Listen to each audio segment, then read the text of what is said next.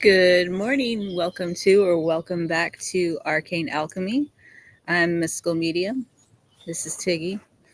She wanted some lovin's this morning, so we'll see how long she stays on camera. But welcome to the space where we discuss all things magic, mysticism, and alchemy intended to help you actualize and individualize along your self-healing and soul path journey back to the full remembrance of your multidimensional magic, to re-encoding your 12-stranded DNA, to be able to read and remember who and what you truly are, aside from all the projections, limitations, expectations that society, your parents, your peers have placed on you or you've placed on yourself.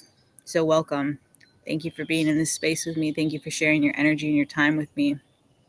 Today we're going to talk about a super fun topic, a difficult one because it's the dissonance, it's the tension where transmutation magic lies. And this can be really hard and can take a long time to work through. So it requires a lot of patience. It requires falling in love with the process of unbecoming so that you can become who you truly intended and who you truly are at the soul level. So your transmutation magic lies in the tension, in those moments where you are feeling the dissonance between your current reality and the reality of your dreams, right?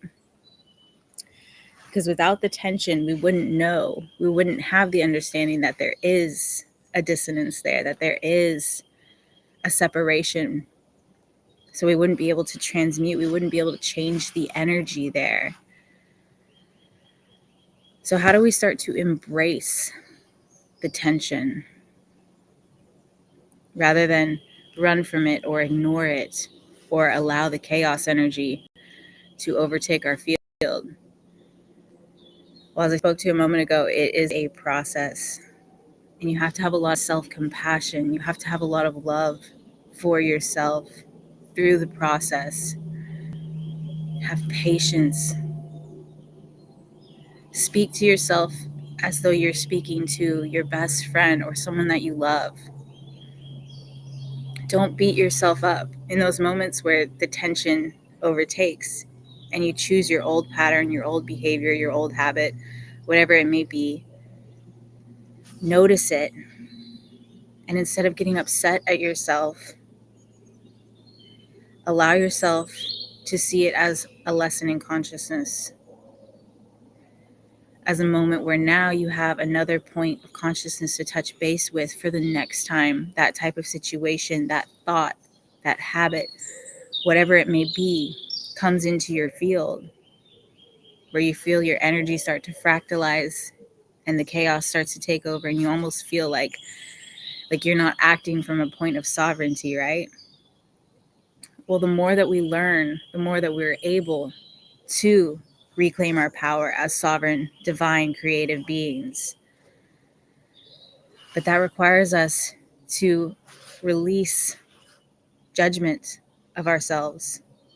It requires us to forgive ourselves for those times that we didn't show up in accordance to the highest, truest version of ourselves.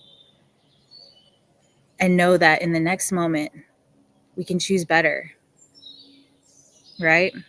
Because now that's in the past. And if you give your attention, if you direct your attention back to that, guess what? You're giving your energy to that timeline again. So instead, shift and be like, okay, mentally rehearse. Dr. Joe Dispenza talks about this, mental rehearsal. Mentally rehearse the next time how you're going to act when that happens. What are you going to say? What are you going to do? How are you going to choose differently? Mentally rehearse that over and over again. Be like, all right. Like for me, I struggle with food stuff. I love sweet things, and I'm trying to heal some health issues right now. So there's certain things that my body has told me repeatedly, hey, like this is not good for us. We don't need this. And there's been many, many, many, many, many, many times where I have chosen poorly for myself. I didn't take care of myself. I didn't love myself deeply in that moment. I chose instant gratification over what my body and myself were trying to communicate with me. So in those moments of tension, I gave into the chaos energy. But the more self-compassion, the more love I gave to myself, and the less I tried to cling to control, and instead operated with an open and curious mind, like, that's really interesting that I chose this again.